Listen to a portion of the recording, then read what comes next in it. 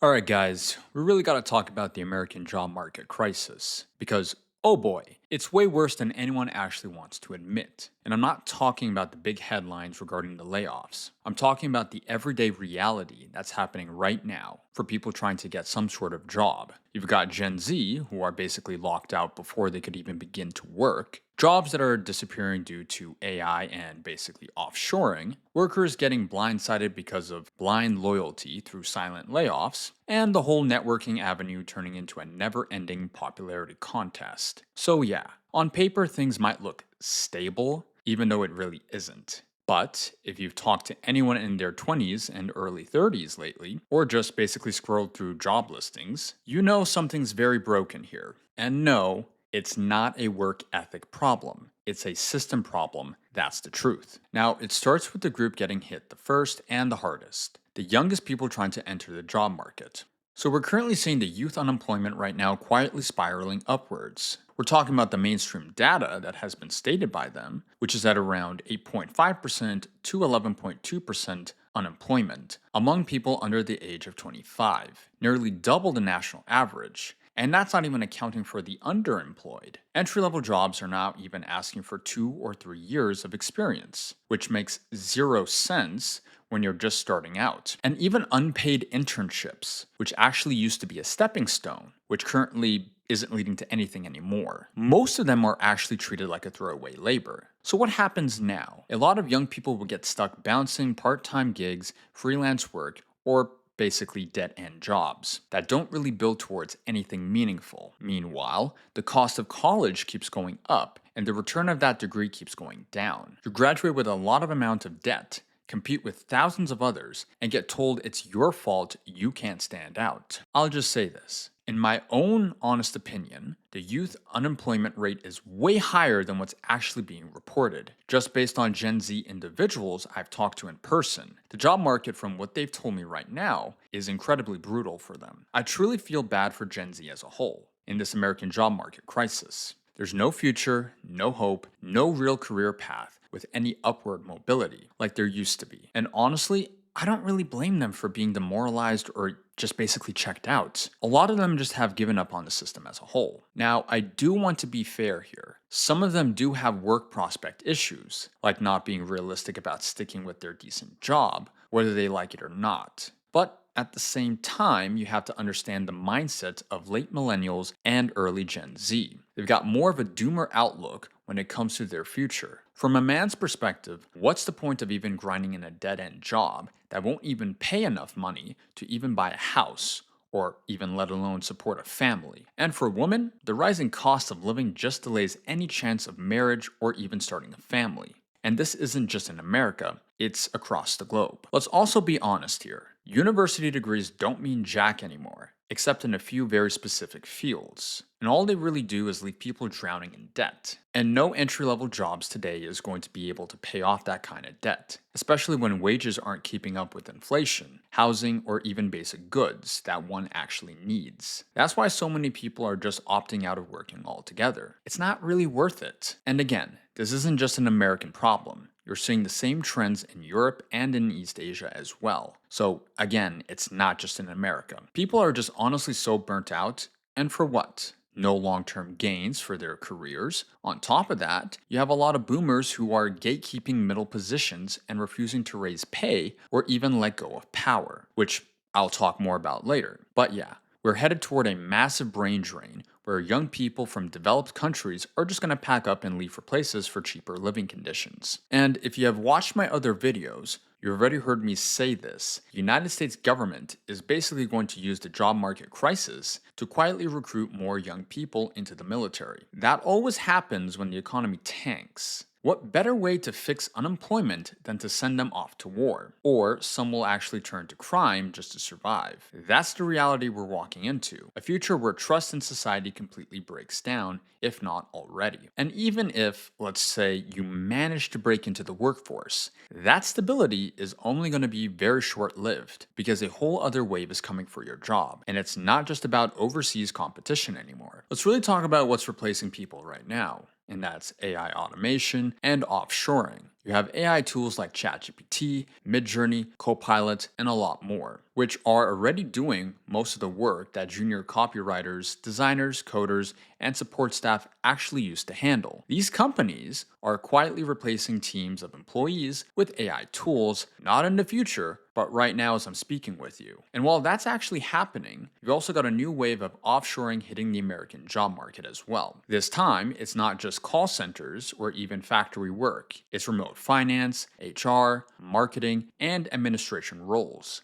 Corporations are cutting payroll costs by hiring workers overseas for half the pay, with no benefits, and calling it efficient. What they're not saying here is this: these moves are all about profit. They're making record earnings while gutting the domestic workforce and basically patting themselves on the back for being quote unquote innovative. Now, trust me when I say this, a lot of jobs are going to be replaced by AI and automation in the next 5 to 10 years. Mark my words. You're already currently seeing it happen in areas like graphic design, video editing, copywriting, and etc., all being taken over by AI image generation, motion tools, and automated writing. Honestly, unless you're in a needed job field like the medical field or maybe even in construction, and even then, I want to point this out. Construction might only have 10 to 20 years left before actual robots start doing the heavy lifting for us. You're going to need to seriously adapt. That means either starting your own business, physical or even online,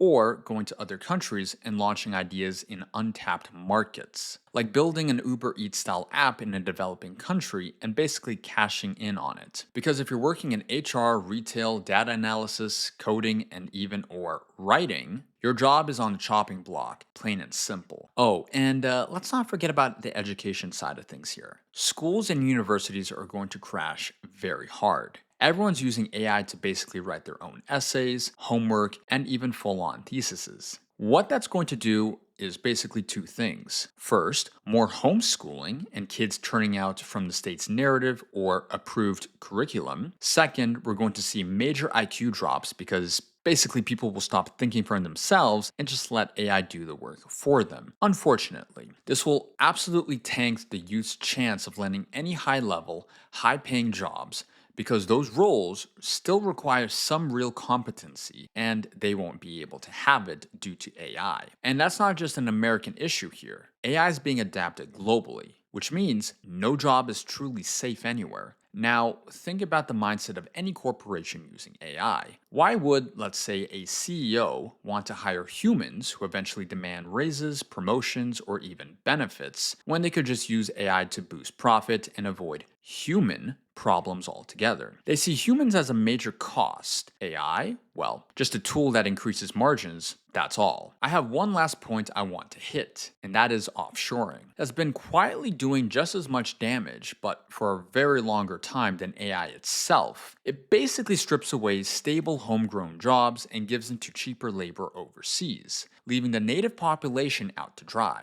Now, mix that in with AI, and you've got a job market that's completely stacked against the average person. And please remember, guys, it's not just happening here in America either. It's also playing out real time, again, across the globe. And if you really think about a solid worker or team player will protect you, think again. Because layoffs are becoming a default and companies are doing everything they can to shift the blame on you. Massive layoffs used to be a major headline. Now they're just a common daily occurrence. Since 2022, more than 400,000 tech jobs alone have been cut globally, with the United States hit especially the hardest. And that's just the formal layoffs. There's a new trend called quiet cutting, where companies don't fire you outright, they just move you into a pointless, demoralizing role so that way you can quit on your own without any severance. So workers are stuck jumping from short-term gig to short-term gig with no job security and rising anxiety. Morale across the workforce is basically crumbling. A recent Gallup survey said over 60% of American workers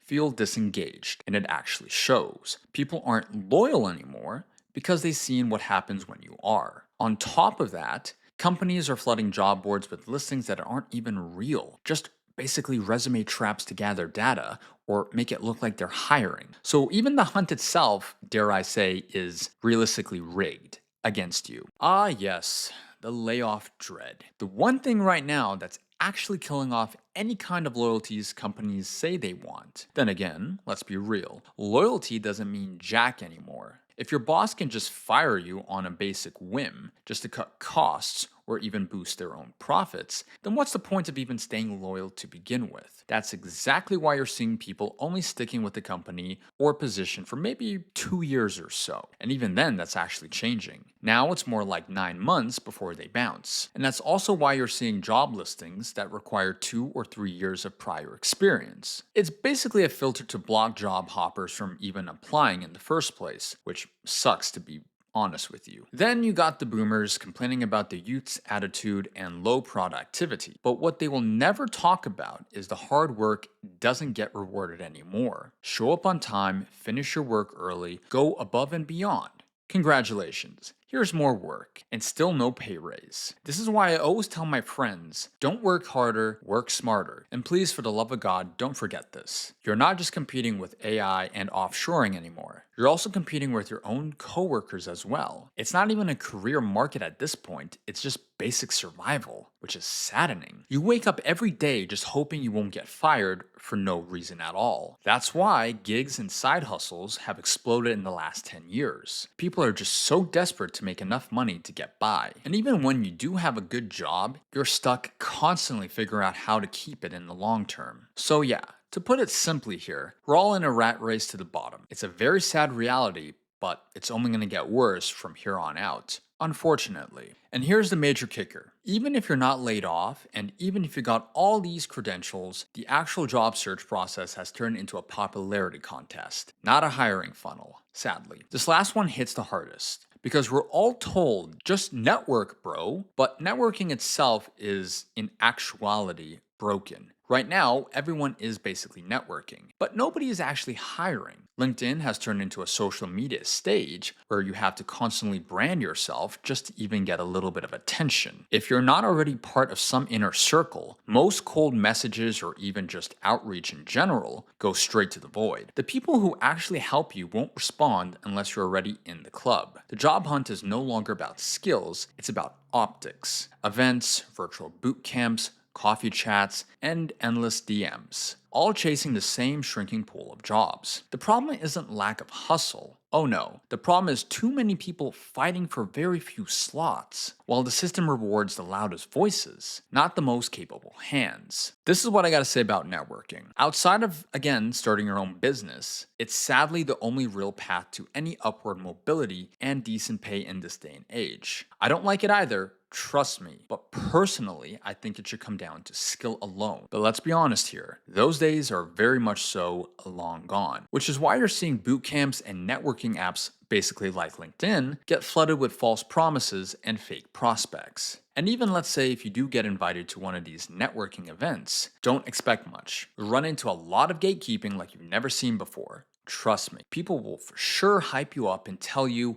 oh yeah, I'll reach out for you, or yeah, I'll put in a good word for you, only to basically ghost you and or feed some excuse letter about how they basically forgot about you. So at this point, networking only works in two ways here. The first is that you'll have to completely bend the knee to someone, or God forbid, some group, just to get a shot at even a low to mid-level position. Secondly, if your family knows people in high places, or you're already friends with someone who runs the show, and those are the folks who'll hand you a job instantly, while everyone else who's basically applying online or even in person will 100% just get ignored. Then you got the boomers. Oh, you gotta love them, who play a huge role in this hiring mess. They either own the company or basically just inherited it, and they're the ones filtering out who gets in. And let's be real, most of them look at Gen Z with a huge disappointment, saying they need to, quote unquote, work harder, yet won't even give them the chance to prove themselves in their own companies. So yeah, for anyone out there thinking the West is some golden ticket,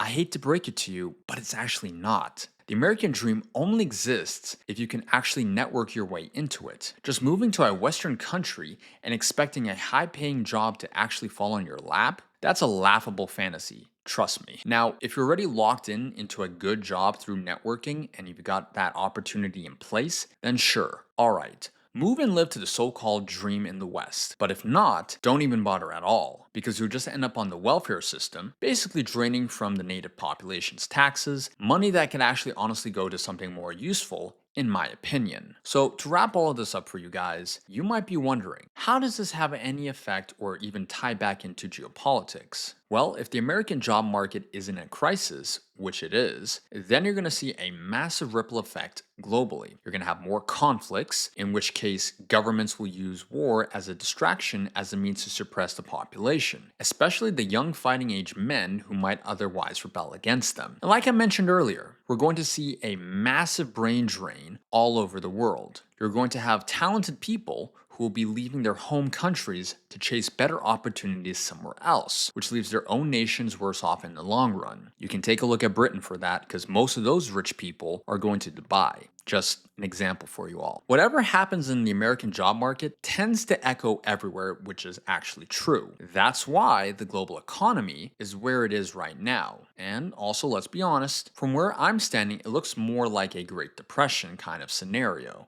than anything else. Meanwhile, the United States government keeps printing money like it's a game of Monopoly, trying to basically drive up the debt ceiling with no real plan in sight to actually end it, which it actually needs to end, if we're all being honest here. At this point, the only way to stay afloat, in my opinion, again, is to be self sufficient. Land a solid remote job, start your own business, or get into a field that won't be wiped out by AI or automation in general in the next 10 to 20 years. If not, you'll realistically end up stuck in a loop of demoralization, going nowhere completely fast, both in your life and whatever career path you're trying to build. And let me add this tidbit. We're also going to see a serious stagnation and a decline in innovation because of all of this. Mark my words. Also, I want to be very clear here. I don't have any issues with the boomers in general. I'm just being critical of their outlook on the younger generation in terms of how we look at the current state of the job market as a whole. And we give credit to them